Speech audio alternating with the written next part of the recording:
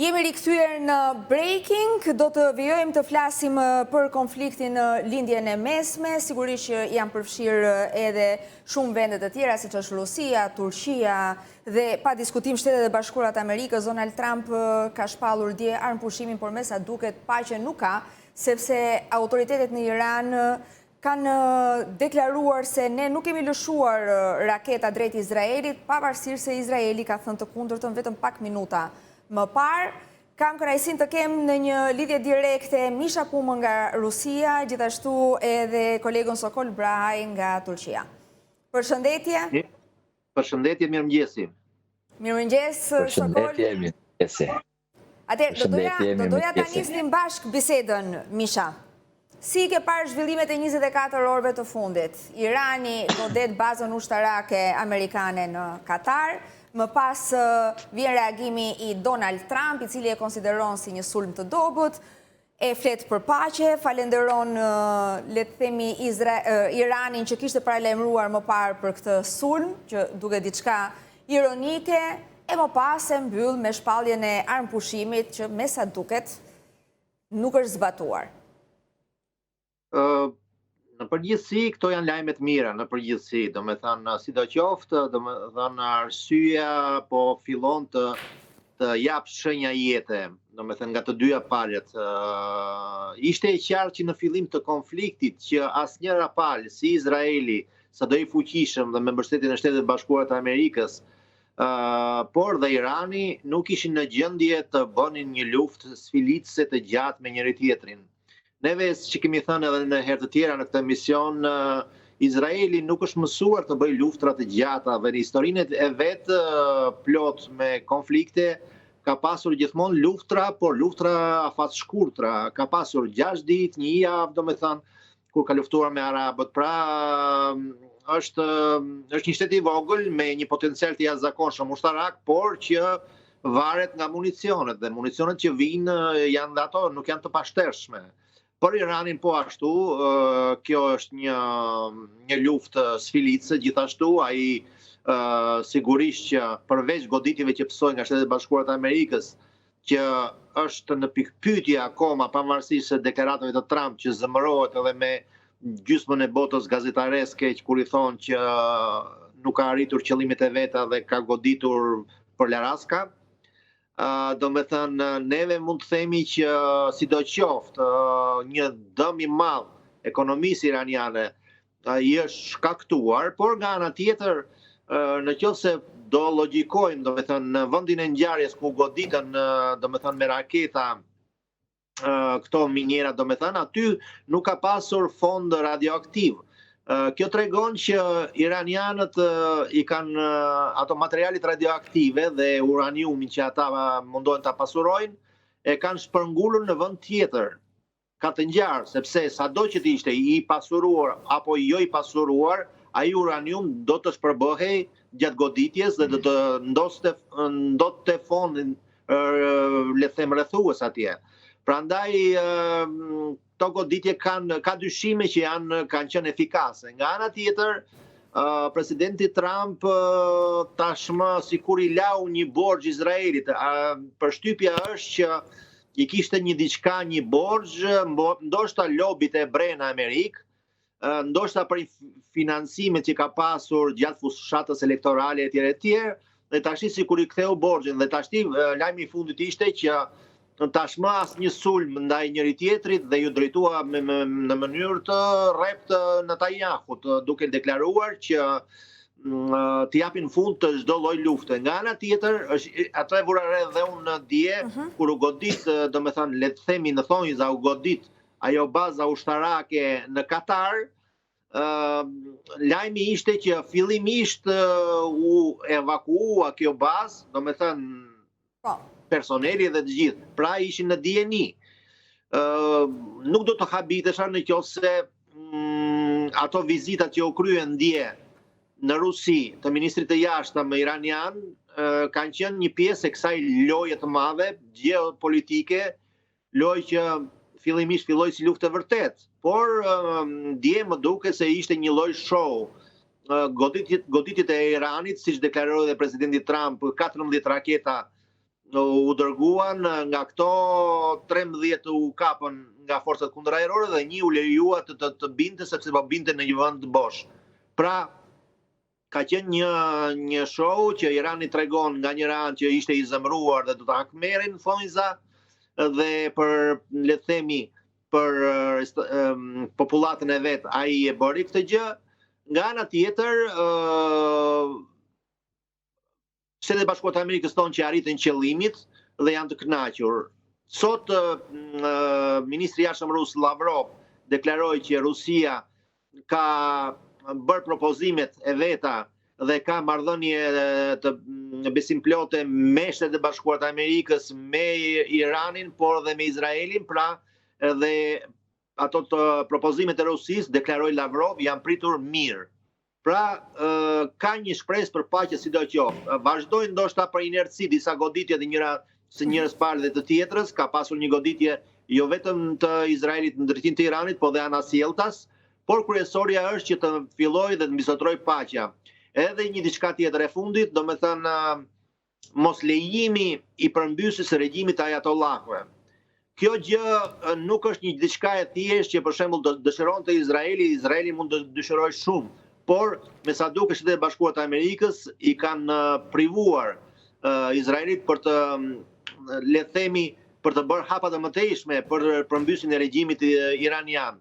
Dhe kjo jo më kot, sepse po të marrim parasysh situatën gjeopolitike në rajon, kemi nga njëra anë Sirin, që është një rrëmujë e madhe politike dhe strategjike. Dhe aty tashmë një blok, një grup le themi etnik që janë kurdët, tashmë kanë krijuar një anklav që jeton më vete pothuajse nga shteti sirian, po në Irak gjithashtu. Në qoftë se do të shkëputeshin edhe në mënyrë të pavarur, sepse do të shpërbëhej shteti sigurisht, po të binte regjimi ajatollahëve, në Iran mund të fillonte një proces decentralizimi dhe mund të përfitonin populli kurd, që është populli më i madh ndoshta në botë që nuk ka shtetin e vet. Dhe do të krijonin domethënë një rrezik të jashtëzakonshëm mëtej për mikun tim dhe ku jeton ai për Turqinë, ku kurdët turq do të inkurajoheshin ndoshta dhe do të fillonte përsëri një batërdi dhe një luftë tjetër. Prandaj kjo situatë domethënë është lënë status quo ashtu siç është, por mendoj që në të ardhmen kjo fuqi i barutit do të shpërthej përsëri. Të paktën për momentin ka paqe. Sokol.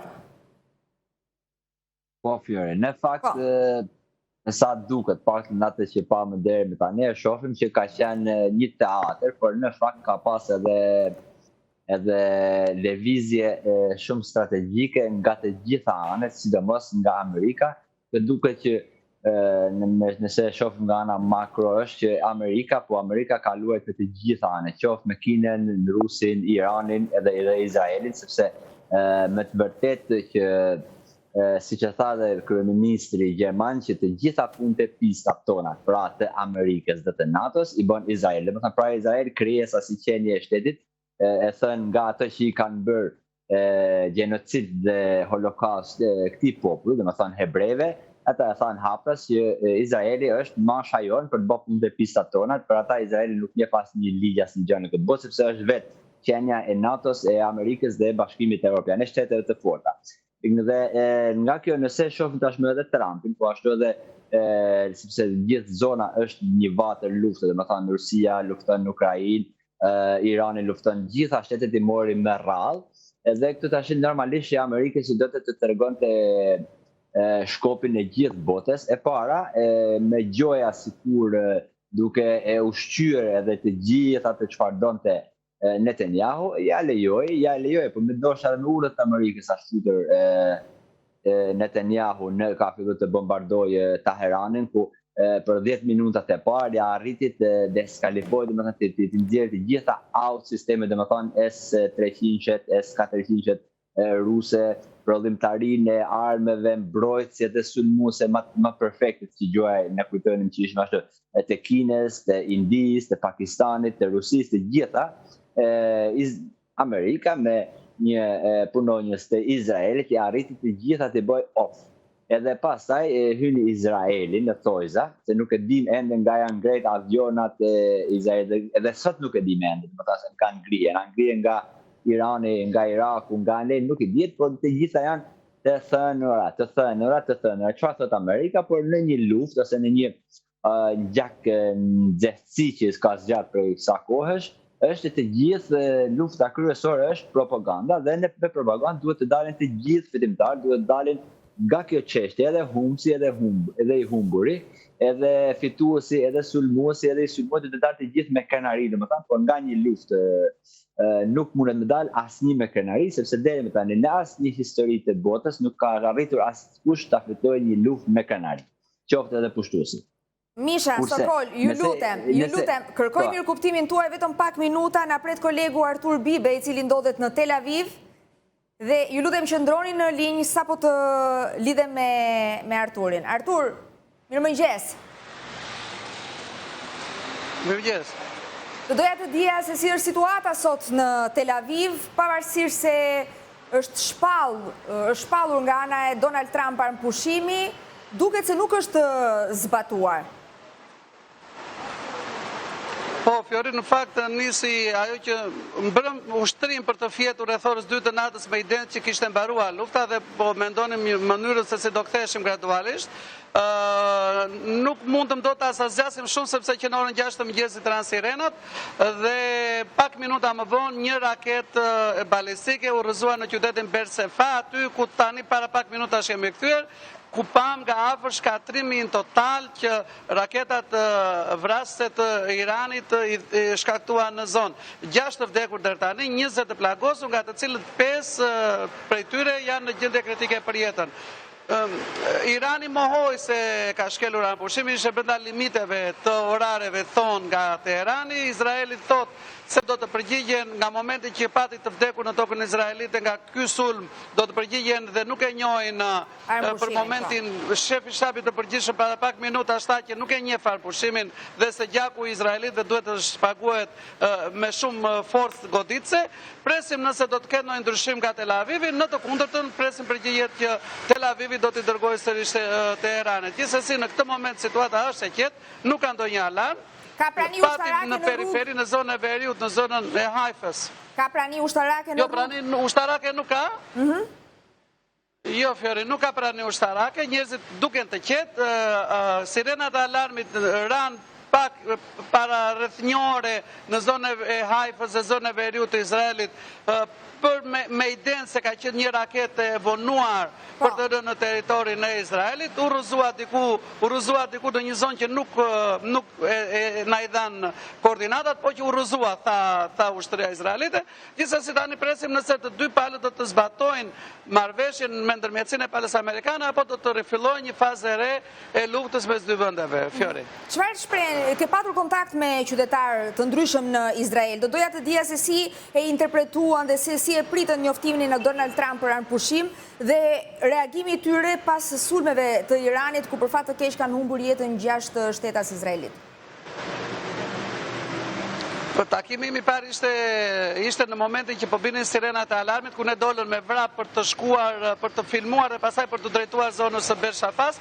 Nuk ishim shumë mundësi të flisim, por duke qartë që ishin të shqetësuar, sepse në momentin që ne u nisëm nga Tel Avivi, u nisëm në kohën që binin sirenat dhe askush nuk qarkullonte në rrugë përveç nesh, por aty ku shkuam në Bershafa, pam nga afër vuajtjet dhe atë që njerëzit, frikën e njerëzve nga raketat e Iranit, ndaj edhe ishin shumë skeptik për atë që quaj anëpushim, sepse çfarë do që të kenë vendosur politikanët, kur ti shikon një godin të shkatruar totalisht, njerëz të vdekur aty, të cilët po kërkoheshin ende në rënoja, natyrisht dikush është mosbesues kur shikon atë skenë. Gjithsesi janë optimistë se amerikanët do bëjnë gjën e duhur për t'i mbrojtur edhe këtë herë, Fjori. Ndërkohë që nga Irani vijnë lajmet se anëpushimi i është imponuar Izraelit. Po, Po, është e vërtet, është e punuar. Është e vërtet. Kjo sepse Izraeli ka qenë i vendosur për ta shkatruar totalisht mbrojtjen iraniane, ushtrinë iraniane dhe aq më tepër çdo kërcënim eventual nga sulmet raketore të Iranit, Izrael ka qenë i vendosur për ta shkatruar përfundimisht, më mirë të vuanin pak, ishte moto atyre dhe ta shkatrojnë tërësisht armikun sesa të japin atij pak kohë për të riformatuar forcat e veta. Gjithsesi, këtu pretendojnë shumë se do të ketë një lëvizje në zonën e Iranit, pra një lëvizje nga opozita e cila do duhet të rrëzojë gjatë muajit në vazhdim, të tentojë të rrëzojë regjimin e mullave, janë të bindur se kjo tani më do të ndodhë këtu, por dhe duket se kemi shumë rrugë nëse fillimisht do të zbatohet marrëveshja e pushimit dhe pastaj nëse nuk do të zbatohet marrëveshja do të shikojmë se ku do shkojë bilanci i përballjes mes dy vendeve, Fiori. Artur, ndodhesh në Tel Aviv, pas shpinës tënde unë shoh kalimtar të shumt. Pra, vijon jeta normalisht edhe pas sulmit orëve të para të mëngjesit që e gjeti le të themi në një farë mënyre të papërgatitur Tel Avivin, duke qenë se ju thatë fjetën me idenë që paqja u vendos. Lufta përfundoi. Po, mbrëm kur ushtrinë të gjithë të gjumë, jam i bindur edhe nga kontaktet që unë jam tani fiks të sheshin e kinemas që e të vëndi, është një nga zonat më publike të kryeqytetit, është një nga sheshet kryesore, ka shumë lëvizje këtu, se pikërisht është një zonë, ta quajmë zona tregtare e qytetit të Tel Avivit, është një zonë me shumë rini, me shumë jetë, por nëse do të ndodhë një alarm, më beso Fiori për në pak sekonda është gjithë, çdo gjë që ti shikon bas me, ndalon, zhduket dhe futet në bodrumet, në vëndsrejimet për të shpëtuar. Kështu që çdo gjë që shikoni, nëse bie alarmi, më beso, duhen vetëm pak minuta dhe nuk ngelet askush në rrugë përveç atyre si puna jonë që jemi të detyruar të vazhdojmë të punojmë sepse detyra jonë është të mburojmë lajmin. Duke qenë se lufta ka hyrë në ditën e saj të 12 ka ndikuar direkt në jetën e qytetarëve izraelit që pavarësisht se janë mësuar të jetojnë le të themi në të tilla kushte, pra me alarme janë pjesë të përditshmërisë së tyre tashmë alarmet, sirenat. Gjithsesi ka anullim të fluturimeve, gjë që nuk ndodh për herë, ka mbyllje të bizneseve, kufizime të tjera. Dhe pavarësisht kësaj, qytetarët izraelit janë të vendosur për ta çuar deri në fund këtë luftë.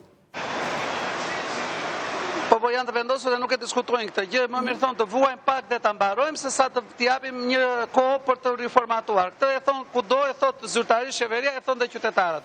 Në fakt, shumica dyqaneve janë mbyllur, nuk kanë preferuar qytetarët televizin, sepse është ajo e bezdija ta quajmë ne Fiori, për shumë duke nisur nga ora 6 mëngjes dhe në orën 8 në zonën e Tel Avivit të ranë 3 herë sirenat. Futu dil është pak e bezishme. Kështu që preferojnë të marrin subvencionin nga qeveria dhe të rinë në shtëpi, për të mos lëvizur dhe se do qoftë në çdo rast, nga që sulmet konsiderohen tinzare dhe të pabesa, në çdo moment mund të bjerë një raket dhe nuk ka një zonë të caktuar ku mund të bjerë kjo raket. Kështu që njerëzit janë me kokën nga qielli, shikojnë celularët e tyre, nëse ndodh diçka vjen mesazhi në të cilin ti ke disa minuta kohë për të organizuar dhe sa po nisen raketat në destinacionin ku ndodhet dikush, llogaritet trajektoria dhe në të gjitha të trajektore ku eventualisht do të jetë kjo raket, do të kaloj kjo raket, bien sirena dhe të gjithë njerëzit futen në vëndstrejme. Kështu që është një jetë e bezdishme, janë mësuar ta bëjnë natyrisht, jemi mësuar dhe ne tani pavarësisht se ecim dhe me kokën nga qielli, jemi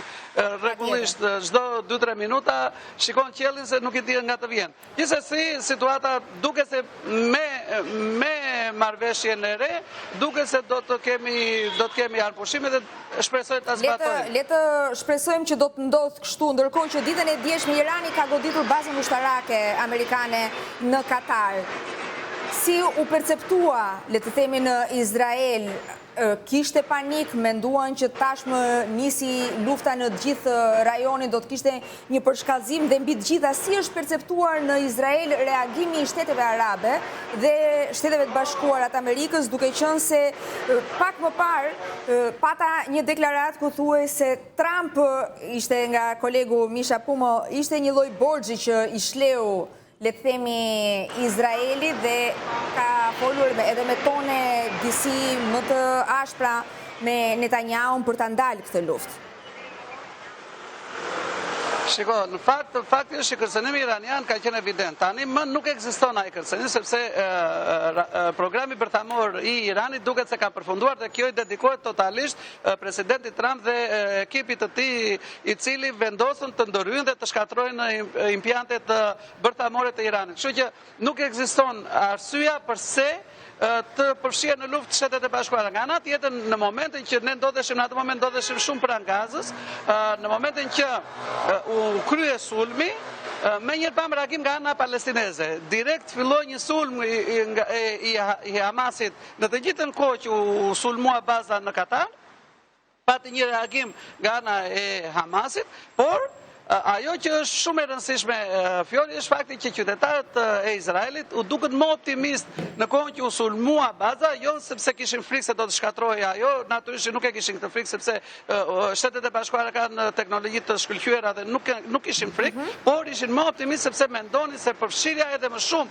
e Shteteve të Bashkuara në luftë do të mbarojë edhe më shpejt problemin me Iranin. Pra, të gjithë këtu presin me shumë kënaqësi, do thoja unë në thojza, hyrje në Shtetet e Bashkuara dhe të aleatëve të tjerë në luftë kundër Iranit, pikërisht për të shkatruar përfundimisht sistemin politik në Iran, për të larguar nga qeveria mullat dhe ata që në Izrael quhen ekstremistë, dhe nga ana tjetër të nis një fazë e re demokratizimi i shtetit të Iranit, duke qenë i tillë mund të rikthehen marrëdhëniet e mira që kanë qenë dikur midis Izraelit dhe Iranit. Flasim para viteve 70, Izraeli dhe Irani kanë qenë aleatë të ngushtë dhe bashkëpunonin shumë me njëri tjetrin.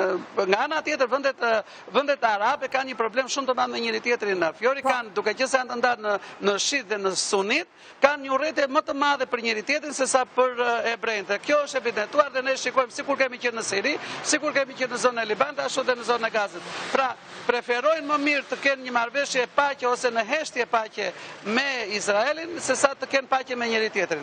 Ky është, të paktën ky është perceptimi im personal për sa i kam parë marrëdhëniet mes vendeve arabe. Nga ana tjetër, futja e këtyre vendeve në luftë kundër Iranit tregon që nuk është çështje fetare përballja mes dy vendeve, por është një çështje më e gjerë politike dhe kjo e ndihmon edhe më shumë Izraelin për t'i dhënë pra mundësinë që të tregojë në botë që dakord, ne luftojmë kundër Iranit, por nuk kemi problem me fenë e Iranit, nuk kemi problem me askën tjetër, por kemi problem me sistemin politik të Iranit dhe me fuqinë ushtarake të këtij shteti, i cili konsiderohet e keqja e madhe e rajonit, Fjori.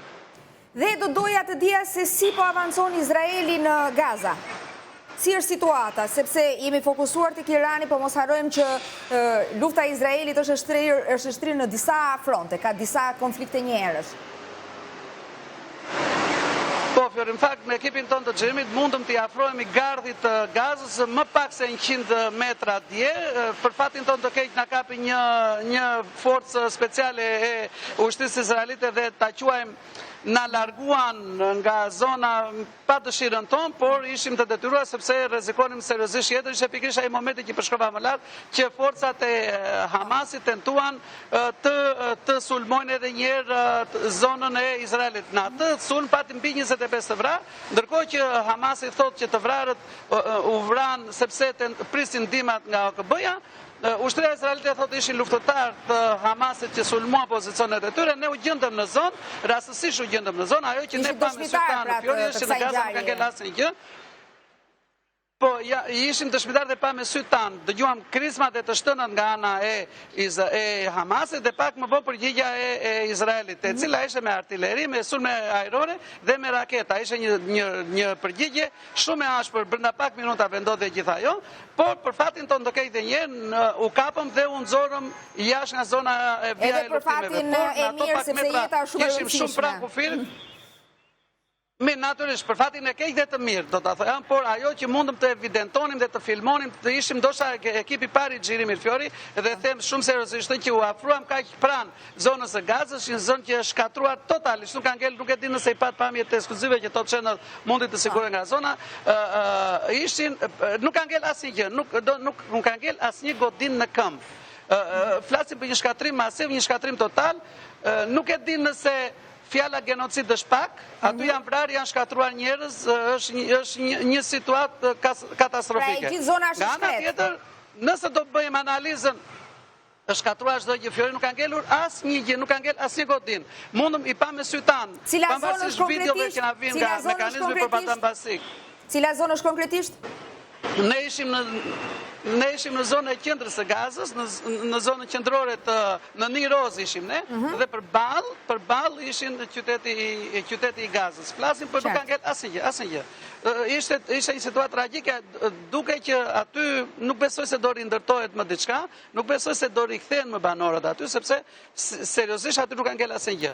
Gjithsesi, në Izrael thonë që dhe thonë dhe me të madhe tani nuk kanë frikë më ta thonë, që zona e Gazës nuk do të jetë më e banuar. Nga ana tjetër ne shkojmë në zonën më në jug akoma, shkojmë në Karem Shalom, në zonën kufitare ku ndajt kufit trepallësh midis Egjiptit, Gazës dhe Izraelit, edhe aty nuk lëviz asnjë gjë, dhe aty është shkatruar çdo gjë, dhe aty nuk ka askush nuk mund të afrohet në zonë, sepse realisht është një zonë luftime, çdo ditë luftojnë, çdo ditë vriten, dhe aty ushtria na largoi me shumë kujdes, na thanë të largojmë në zonë jo autorizuar për të lejuar gazetarët, dhe ne u detyruam që kaluam nga ana tjetër për të shkuar në zonë qendrore, aty ku dhe na kapën dhe na nxorën jashtë zonës. Gjithsesi, ana izraelite vazhdon normalisht jetën, kurse në Gaza nuk ka ngel asnjë gjë. Të falenderoj shumë, Artur, besoj do të kemi edhe lidhje të tjera, kujdesu për veten. Dhe do të kalojmë tek biseda me Mishën dhe me Sokolin. Kolegu Misha Pumo është direkt nga Rusia dhe Sokol Braj që ndodhet në Turqi. Dëgjuam një raportim të kolegut Artur Bibe, I cili ndodhet në Tel Aviv, ndërkohë do doja ta rinisja bisedën me Sokolin. Jemi 2 miliard, ka thënë Erdogan, muslimanët të bashkohen kundër Izraelit. Këto janë deklarata përpara se Donald Trump të shpallte armëpushimin, por gjithsesi ka qenë I lëkundur në këtë rast të qëndrimi I Erdogan, sepse njëherë ka bërë rolin e ndërmjetësit, më pas ka mbajtur anën e Iranit. Çfarë po ndodh? Cili është qëndrimi real I Turqisë zyrtare? Qëndrimi real I Turqisë zyrtare është çfarë thotë Pentagoni. Turqia nuk do të harruar, Fiori që është anëtare e NATO-s që në vitin 52 është bërë me 15 tetor apo nëntor, dhe më thanë pra 70 vite që është anëtare e NATO, dhe të gjitha tjera çfarë thotë presidenti turk Recep Tayyip Erdogan, për gjëra që nuk I përkasin tokës së shenjtë të Republikës së Turqisë është fjala, për të tjerat janë të gjitha letërsi shumë interesante, shumë e bukur, e shkruar shumë bukur, dhe këtë e publikon vazhdimisht presidenti Erdogan, asnjë gjë tjetër, qofshin 2 miliard, qofshin 12 miliard, si popujt musliman, si popujt ortodoks slav, dhe më thonë këta në marrëdhënie me Amerikën apo me Izraelin nuk e kanë pas mundësi, nuk e kanë, tash se çfarë do të bëhet në ardhmen nuk e dim, por janë të gjitha romantika, sepse kur Amerika bombardoi në Thojza, edhe ajo duket si teatr sepse ne s'kemi parë gjëra reale, por që bombardoi të gjitha centralet nukleare të Iranit,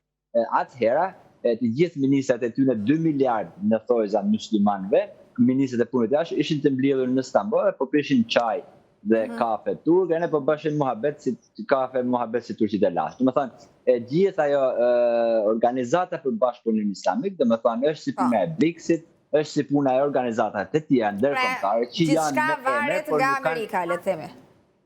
Gjithçka varet, sepse këtu e treguan domethënë që nuk ka, edhe Gaza sot siç e tha edhe Arturi, kolegu jonë që ishte live domethënë atje, edhe tha tashmë nuk ka mbet asnjë gjë më, domethënë miliona njerëz nga aty do të shuhen krejt sepse Izraeli gjenocid bërës nuk I lën të largohet nga aty, kurse nëse I kthejmë asaj që po thosha në fillim, kjo duket se është një teatr I bukur, I shumë vite më përpara është përgatitur, dhe këtu Amerika I tregoi shkopin e duhur forcave që kanë arsenal bërthamor dhe nuklear, siç është Rusia, Kina, Pakistani e të tjera, sepse bëri atë që deshi, po në njëjtën kohë janë mbylli syt domethënë edhe botës Amerika për gjenocidin për shfarosin që s'ka ndodhur asnjëherë në histori që po bëhet në Gazë, siç e tha dhe kolegu pak më parë, po ashtu edhe tashmë do të rrisin që në këtë orë në mos gaboj ka filluar edhe mbledhja e NATO-s në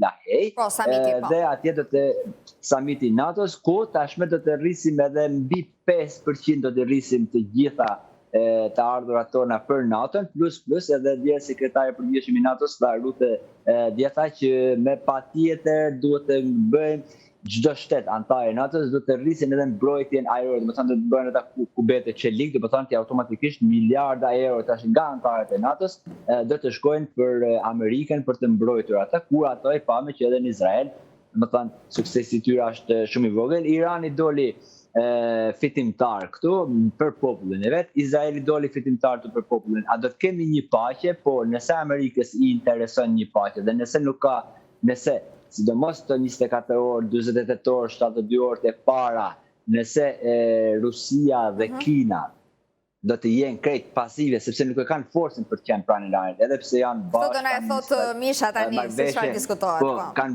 kanë burime strategjike e Putini ata që nuk e kemi marrëveshjen për mbrojtjen, domethënë. Këtë edhe Kina ato njëjtë gjë, por madje edhe Medvedev u tërhoq nga deklaratat e tij. Po, u tërhoq me patjetër sepse ata janë organizata, por janë organizata, nuk është organizata si NATO, nuk është organizata si BE-ja, të paktën për BE-n flasim. Është një organizatë, po jo, është si puna e Liga Arabe apo si e bashkëpunimit islamik. Domethënë janë për interesa të qarta, por këtu tashmë dihet shumë mirë që Amerika do të ketë një problem shumë më të madh tani me lobin hebre dhe me Izraelin, me të vërtetë që Izraeli do të ndaloj apo s'do të ndaloj, deri me tani Trumpi, pra domethënë Amerika e detyroi Izraelin të ndaloj, por normalisht kur del arma, kur del pistoleta nga beli, pastaj do të më shkrep ajo dhe për këtë arsye do ta shohim se çfarë do bëjnë Izraeli, sepse tashmë siç dihet mirë e gjithë bota po pret vetëm me rreshqit këmba pak Izraelit dhe bëhet fjalë për mbi 8500 që nga kryeministri, presidenta, ish-ministra, ish-kryeministra e Izraelit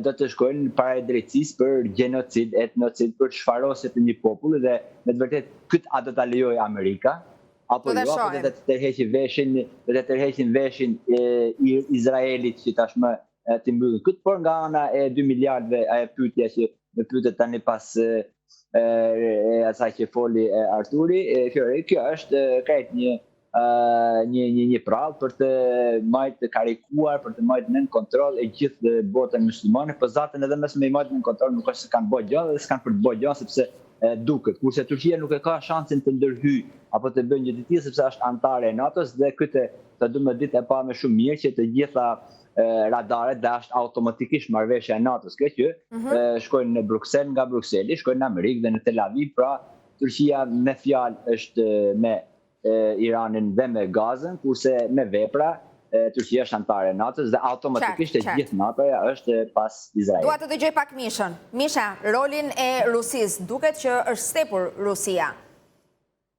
Rusia është stepur, Rusia është më e fortë se kur nga ana gjeopolitike. Është stepur sa i përket mbështetjes ndaj Iranit. Sepse u tha fillimisht që do ta ndihmojmë me koka bërthamore, më pas u tërhoq. Të paktën kështu kanë deklaruar. Si është atëherë? Çfarë? Do të thënë duke u nisur nga deklaratat e Medvedev. Po ja po e shpjegoj tash ti, do të thënë ish presidenti Medvedev ka deklaruar, kam lexuar vetë atë, domethënë deklaratën e tij, ka deklaruar që ka shtete që mund t'i jepnin, domethënë koka bërthamore Iranit në luftën e tij kundër Izraelit. Kjo u interpretua, domethënë si një kërcënim i Rusisë ndaj Shteteve të Bashkuara dhe Izraelit, pasi latë nuk kuptoi që mund të jetë Rusia ajo që mund furnizonte. Dhe Medvedev me siguri ka pasur dhe kritikën nga ana e Kremlinit zyrtar, mendoj, sepse ka pasur një insight të tillë, nuk është që u tërhoq, po saktësoj që nuk është Rusia ajo që do të jepte kokat bërthamore Iranit, po do të jenë shtete të tjera që mund të dëshironin. Dhe kush mund të dëshirojë për shembull? Mund të dëshirojë Korea e Veriut, mund të dëshirojë Pakistani. Pra, kjo është, nuk ka lidhje fare me Rusinë dhe biles presidenti Trump e kuptoi shumë mirë të ligjërat të Medvedevit, kur deklaroi vërtet ai ka thënë një gjë të tillë, tha nuk duhet bërë shaka me fjalë të tilla dhe kur përdorin fjalën bërthamore, tha ai, dhe me sa diu në Rusi ka vetëm një bos. Pra, është e qartë që zotërinjt në fjalë Trump dhe Putin janë mbi situatën. Qofse keni parasysh atë këngën e Metallicës, Master of Puppets, pra i komandojnë, domethënë ato lojtarët e vegjël që janë në fushën gjeopolitike, me më shumë edhe ose më pak sukses, por fakti është fakt që bota komandohet nga superfuqit.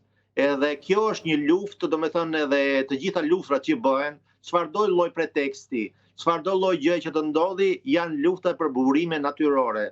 Pse ndodh ky konflikt në lindjen e mesme? Sepse aty janë burimet më të mëdha natyrore të gazit dhe naftës. Pastaj tjetër gjë që ka viktima dhe të jashtëzakonshme, le mos flasim për sektorin Gaza, që është një lemëri e vërtetë e njerëzimit, por në çdo konflikt ka domethënë situata të kopshme, mirë po për themi politikanët, për shtetet që ndërthuren në luftime, to janë vetëm statistika. Unë ju falenderoj shumë për bisedën, për gjitha opinionet dhe informacionet që ndat me ne, jeni gjithmonë të mirëpritur në Breaking. Faleminderit, ditë mbar. Kalojmë në një hapësirë publicitare, rikthehemi pas pak.